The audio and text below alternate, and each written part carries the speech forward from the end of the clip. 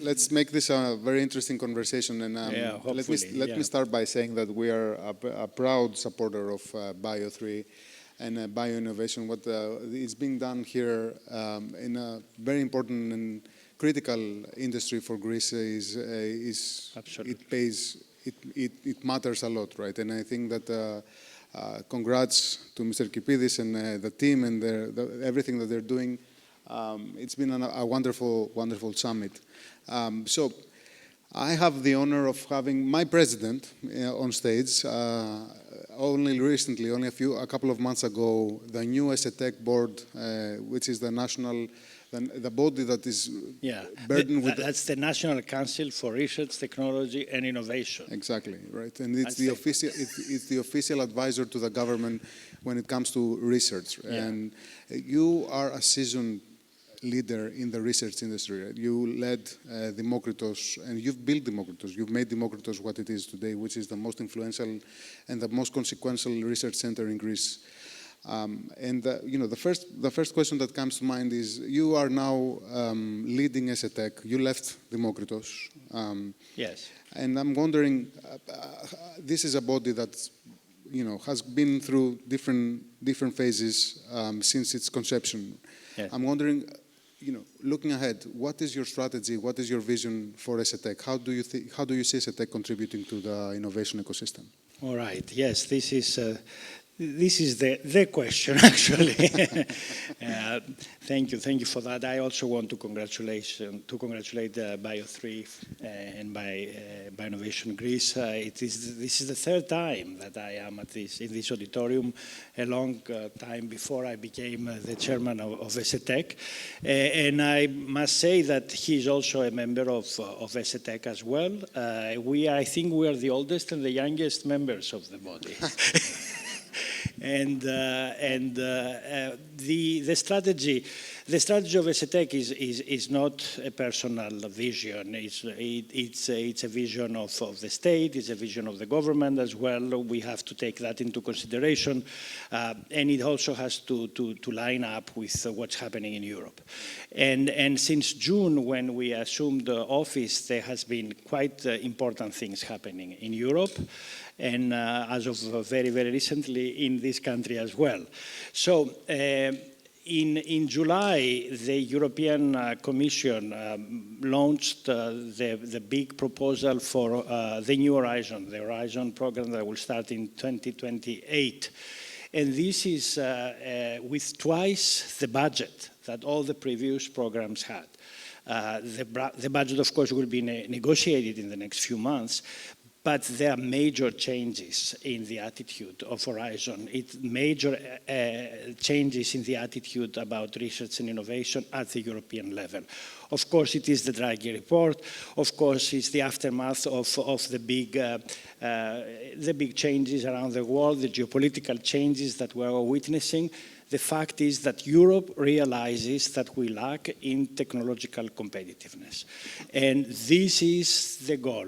How can we close the gap? How can we make sure that we produce technology that can attract capital from all over the world back to this continent? This is capital that left sometime in 2005, 2006, for reasons that we're not going to discuss today. The big challenge is to get this tech capital to return. So what they envisioned, and I am fully much agreeing actually with this approach, is a competitiveness goal that will bring research and scientific discovery excellence, technological progress, but will bring startups and innovative schemes to the driver's seat. It will also create very many opportunities for critical emerging technologies to develop fast.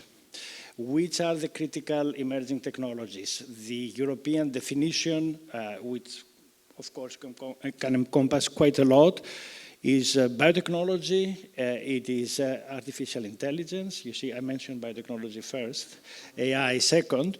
It's also space, and it is quantum computing. These are the four major areas. And so startups in the driver's seat, critical technologies, critical emerging technologies to create infrastructure and move very fast with discovery and exploitation in these areas. And everything associated with productivity of Europe, with the safety and the well-being of the European citizens, everything associated with European security and defense. So this is a new thing that is coming, that has been put on the table, and many of the programs that you will see being launched in the next few years at the EU level will involve, one way or another, issues on safety and defense. Last year, preparing for this, the European Investment Bank changed, there was a historic change in their bylaws, and now they are ready to invest in dual-use, at least, technologies. So these are the things in Europe. And this is exactly what we have to deal with at ESETEK. We have to advise the government on these kind of lines. Yeah. And this is exciting, it is challenging, and I think you have a good feeling of how at least Greece is going with the startup ecosystem. Absolutely, and so many questions come to mind because there's so many different topics that you touch upon regarding European competitiveness, but also the state of the research industry in Greece, right? And one thing that we need to acknowledge here, right? I mean, Demokritos wasn't only just the biggest research center in Greece. To my mind, it was also the most entrepreneurial one, the one that was dedicated and committed to applied research, right? Making sure that research becomes entrepreneurship, right? And fuels entrepreneurship. And I'm wondering, first of all, when we talk about Europe and then them realizing that we need to fuel entrepreneurship, that's about time, I would say, right? I mean, it's been a long time. Yeah. We're left behind. The Draghi report is a huge wake-up call to everyone. And I'm wondering, you, with your Demokritos experience, right, how do you feel about the ability of our country to lead entrepreneurship and to do the next step, right? I mean, and how do you see Europe? I mean, I bet that you've been frustrated many times as the president of Demokritos by this, I don't know, the bureaucratical, slow research for the sake of research mentality. Yeah, we have somehow to manage to get rid of this bureaucracy. And it's not just a bureaucracy, it's a bureaucracy that keeps changing, and so you can never be prepared for that. But it's a bureaucracy that creates the culture of averting risk within the state. So at the national level, and if we start talking about the national policy now, right before we heard the Prime Minister at this very same auditorium talking about a new ministry for research, innovation, and higher education in this country. This was an incredible, historic, I would say, announcement. Even before that, we all had sat down and we realized the need for Greece to have a national innovation authority, a national innovation organization, something that can work and operate outside the strict bylaws of the state and with more agility to negotiate with the private sector, with more capability and maturity to deal with private investments. This is something that doesn't exist right now in Greece. The Secretariat General of Research and Innovation doesn't do this kind of thing, and it's amazing because right now it's a very, very unique opportunity. We see venture capital in this country for technology to be at levels that we've never seen before, historically high levels. So and new funds being created, and it's very, very important that this is being used with goals, with national goals for the economy and for the Greek society, and especially for wealth creation, following some strategies. Of course, the venture capitals will follow the markets. They will follow private sector. But right now, there is not such an organization that can basically set a framework for that. And we've seen, for instance, we see ELCAC, we see the Hellenic Center for Defense Innovation, which is only a year and a half old. And this is a company that is operating ELCAC on behalf of the Department of Defense. I think it's about time that innovation in Greece is being governed predominantly by a company that will manage these programs on behalf of the new ministry, of the Ministry of Development.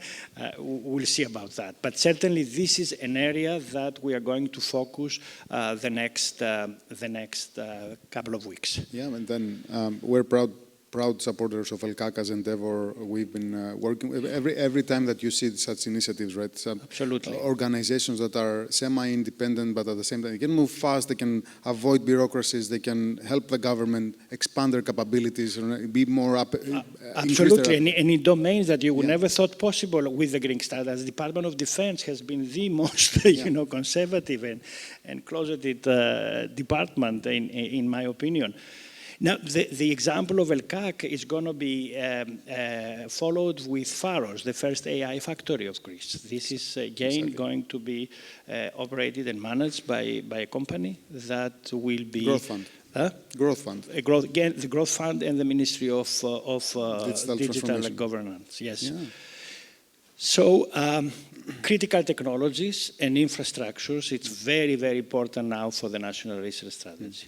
And we see a lot of infrastructure being built in ministries such as the Minister of Digital Governance, a lot of investments there. The innovation community, the innovation and research ecosystem has to have guaranteed access to this infrastructure. Easy access, without obstacles, without restrictions. So this is another thing we have to work very hard on. Yeah. And if I may add the last thing, because this is also something that has been, in a sense, like a curse the last few years in this country. We have not access as a country to big European infrastructures. We cannot, Greek bioscientists, they cannot go to the European synchronous radiation facility to do protein crystallography. If they do that, they have to go secretly, bypassing as part of a member of a team of another country. This also has to be realize it's very important that we open these roads for access. We keep investing in infrastructures locally without really caring about their sustainability. So that's also quite an issue. You talked about the VC industry in Greece, and let me give you, some numbers, because we work very closely with all of these things. I mean, because of HTBI, which are the leaders of HTBI, Adigoni and Harris, were speakers here in this conference. They've so far given out $900 million, right, to VCs, and we now have 39 active VCs in the country, right?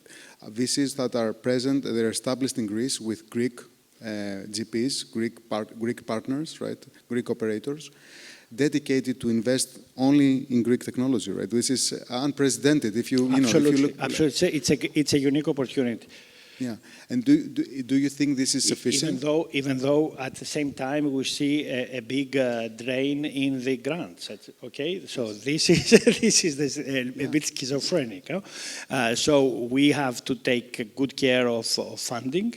And ESETEK, I think, this is the organization that must keep on funding generously excellence in scientific discovery. And I think what's happening in Greece right now, which is very interesting, is that we have Greeks that are being centerpieces of amazing initiatives all over Europe, right? I mean, you spoke about EIB. The vice chairman of EIB is Yannis Tsakiris, right? He led from the Ministry of Development the deployment of all of these funds and the absorption of these funds in the Greek economy, right? And then we have also an abundance of Greek researchers and Greek professors. They're being united under the Hellenic Institute of Advanced Studies, right? And Petros Koumoutsakos is doing a fantastic job. And then we have HTB and HTBI, EBRD, European organizations that are, driving innovation all over Europe. present in Greece. BioInnovation Greece. BioInnovation Greece, and so many others. And I'm wondering, can you paint us the canvas of ESETEK? I mean, the quick question that comes to mind is, what is the, okay, we have all these people and all these players, and Greeks are rising into crucial European positions, right? At the same time, I'm wondering, what is the current state of the research centers in Greece? I mean... All right, yeah, let's talk about both these. Yes. Yeah.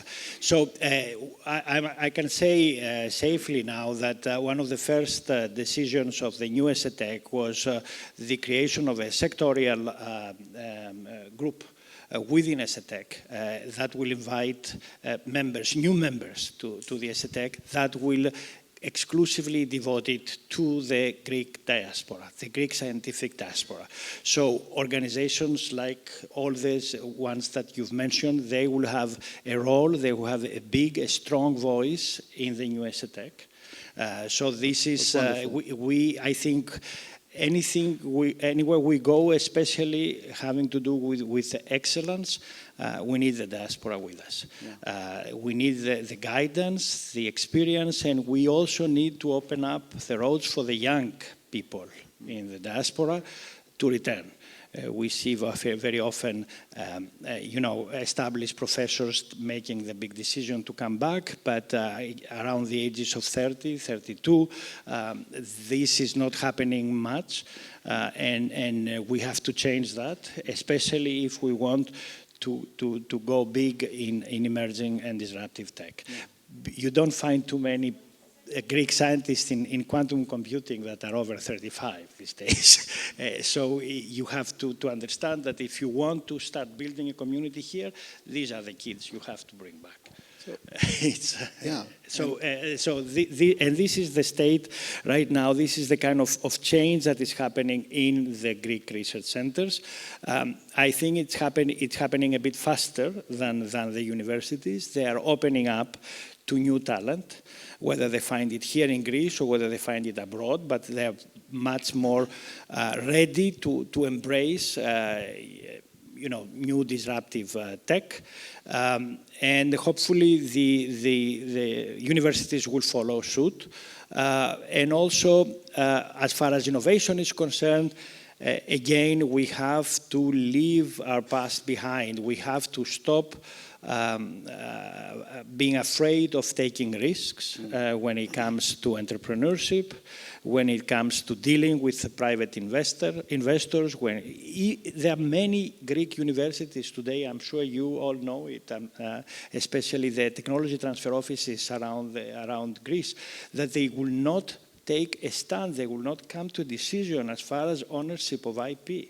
How can you possibly convince investors to come and invest when you are leaving all these property issues in a hazy landscape? Yeah. It will never happen.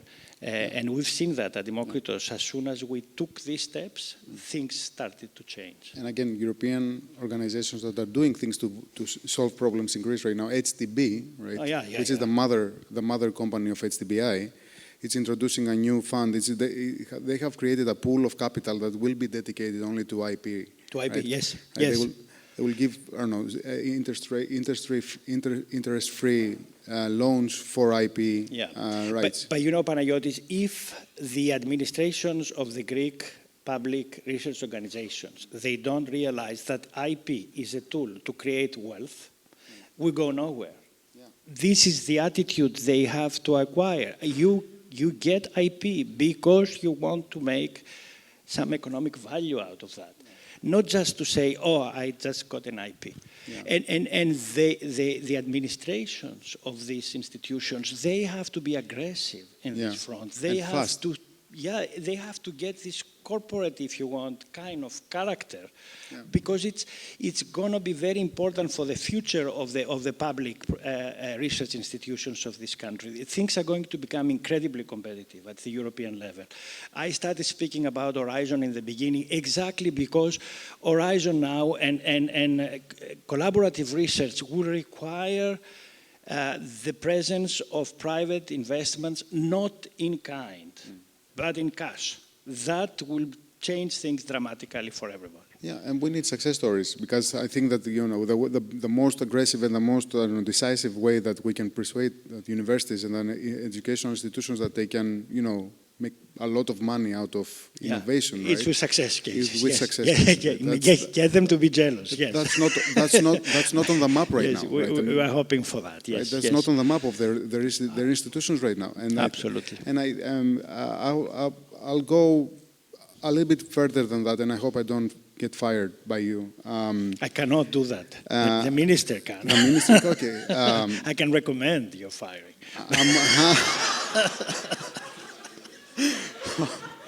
Okay, I'll still go with the question, although I feel the hit a little bit more. So my question is, okay, apart from the IP rights, right? Part of the IP rights and the IP, or no, the tech transfer mentality and culture in Greece, right? You are succeeding a body that has been through, rough periods, and there's a lot of people, very very capable people who have decided to dedicate their time in research, right? And you, as the leader of the most successful research center, you know the ecosystem very well, right? Yeah. There has to be more things that are not going well right now in research, and I'm wondering if you can share a few, your insights on that. Well, I think the biggest problem is that we are a conservative ecosystem.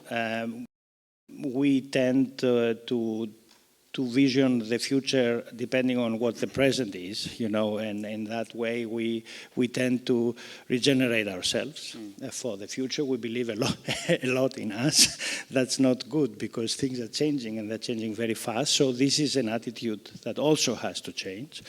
And usually the diaspora is actually the way to change our minds. So this is definitely one thing, and the second is we have in the past associated innovation with services, and services are all right. Services are needed in any ecosystem. In a country that is not as wealthy as others, like Greece, services are important, but you cannot let services be at the driver's seat of innovation in big organizations, because they don't really create big economic values. They create just some revenue. So this attitude also has to change. We don't have much time, and I think we haven't said everything we wanted to say about ESETEK. Yes. Because this new ESETEK, besides all this effort on critical emerging technologies and entrepreneurial support, will also dedicate sectorial groups into the big social challenges of today's social sciences. It will be another sector that will deal with arts and creativity and the humanities, and there will be a sector that will be dedicated to the environment and climate change. Do you think a Ministry of Research is something that is towards the right direction? Absolutely, absolutely. I applaud it. I was sitting there. I applauded at the moment I heard of that, and I think you as well. We all are going to assist in any way we can this effort. It will not be easy. Definitely, it will be difficult to make such big governmental change. I mean, in the way the government works, but it's certainly worthwhile.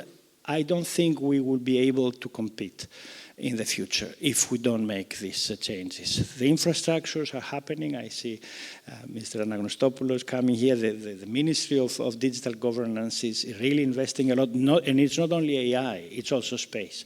It's the National Microsatellite System. Huge data are being created. Huge alliances are being established. We are ready to announce for the first time, the National Strategy for Quantum Computing.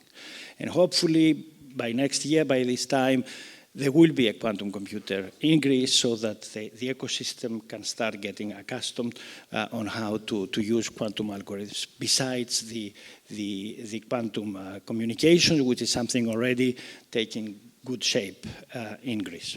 Do we need more money? Absolutely, absolutely. On this, we're going to keep insisting. Yes, there is more money that are needed, more public money, yes.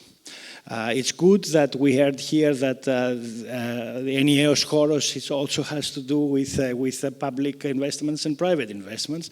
So we do need right now more public investments as well in these areas. As well as private, I would say. I mean, there's also a lot of the burden can be lifted by the private. One brings the other. I think Greece's reputation has to go up convincingly, and one way to really move up in rankings will come through innovation. This is the way to do it, to change the attitude, and this is the way to attract more resources to this country.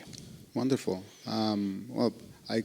There's no better hands that we can leave research, and I truly believe that. I mean, I think that the work that you've done, and there's, the thing is that my experience as a member, which is a non-academic member in the ESETEK, I think I'm the only one maybe, and who is not coming from the academic. No, there are a couple of more. There are a couple of more. But there's, the first 5, we have already 5 meetings, and the pace that you're running the organization, the pace that you're putting everyone into good work, right? For Greece is, first of all, it's impressive. I didn't expect that. I was expecting a call every. Maybe the audience doesn't know, but besides the advice in big general issues like this and policies, we also have to advise on the committees that will elect every director of every institute of this country and every center. Every single one of them. This is a lot of work as well. There has been a 4-hour call only electing the responsible. Absolutely, it's a lot of.